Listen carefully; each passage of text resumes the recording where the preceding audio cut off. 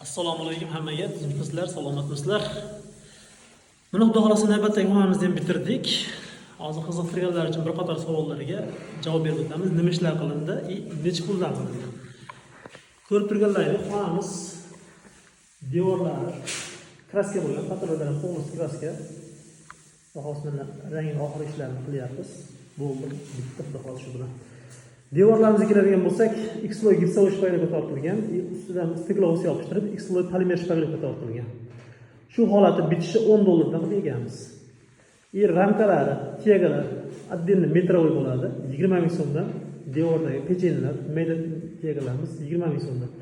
Patologiyadagi karniz tegalarimiz 40 ming so'mdan. Bu 20 ga 16 lik tega 40 ming so'mdan yopishtirilgan. Bitishi, ranglari bilan hammasi. Bizda faqat ustanovkasini o'zi emas, bitishi bilan shuni hisobini olib qo'yasizlar. Patologiyadagi pechenlarimiz 30 ming so'mdan, 10 lik pecheni. Buni ham bitishi yopishtirib, yamoqlari o'tiladi, shkurka qilinadi, emulsiya qilinadi. Xuddi shu holatga keltiriladi. Taroqlarimizga отдельно metrovoy bo'ladi. Bu yerga 60 lik taroqlar yopishtirilgan. Mana ko'rib turganlaringiz, bu yerda 60 lik taroqimiz. 60 lik taroqda 3 qatorga hisoblanadi. 20 santimetrdan bo'ladi, metri 40 ming so'mdan bo'ladi. Kimga shunaqa xizmatlar kerak bo'lsa, o'zingizga murojaat qilasizlar.